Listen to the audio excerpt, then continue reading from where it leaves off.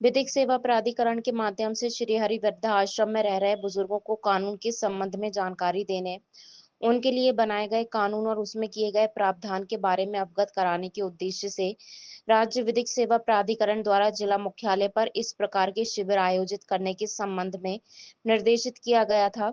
यह शिविर 26 मार्च से किए जा रहे हैं।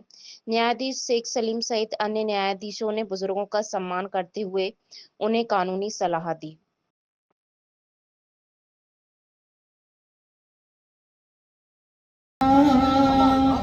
मन का विश्वास खोना, हम चले लेके रास्ते पे हमसे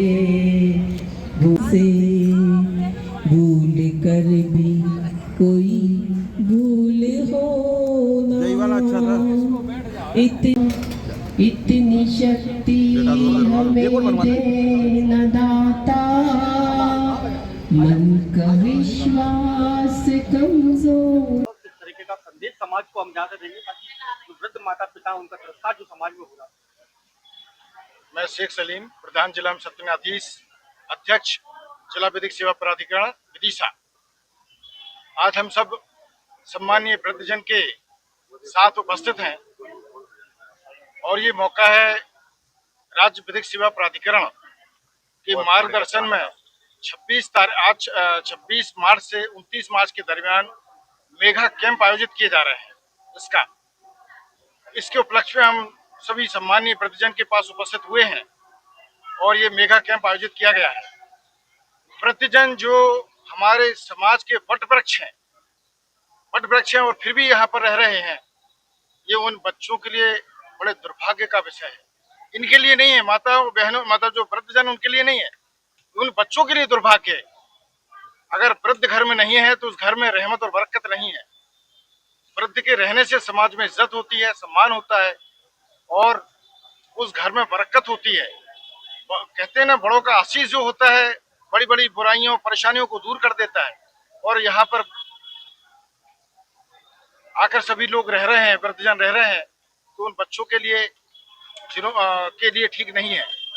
वो माँ जिसने 9 महीने तक बच्चे को पेट में रखती है, 2 साल दूध पिलाती है और फिर उसको बड़ा करती है, बच्चे को पालती है, पोसती है, अपना पूरा अमूल्य समय दे देती है। इस तरह से पिता जो बच्चे के लिए कितनी मेहनत करता है, धूप में मजदूरी करता है, कमाने जाता है, नौकरी करता है, आज वो जब वृद्ध हो जाते हैं तो हम उन्हें घर से निकाल के अलग कर देते हैं।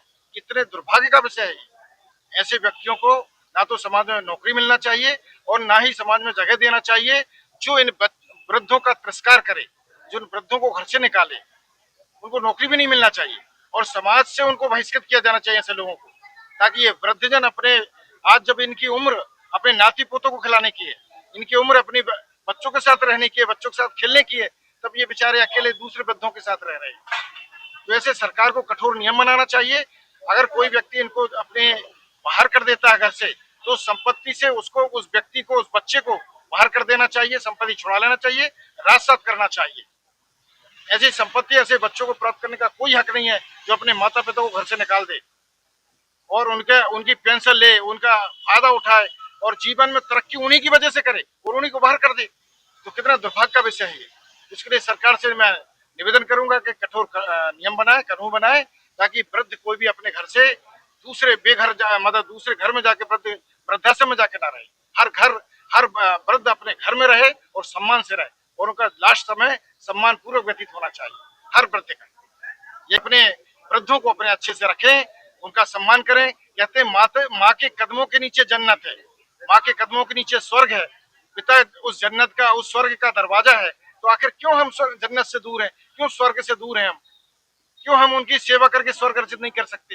क्यों हम उनका सम्मान करके उनका सम्मान करके जन्नत? तो यहाँ जो उपस्थित हैं उन सबसे भी ये कहूंगा कि इस बात को फैलाएं और सभी अपने माता पिता वृद्धों का सम्मान करें, समाज के वृद्धजनों का सम्मान करें।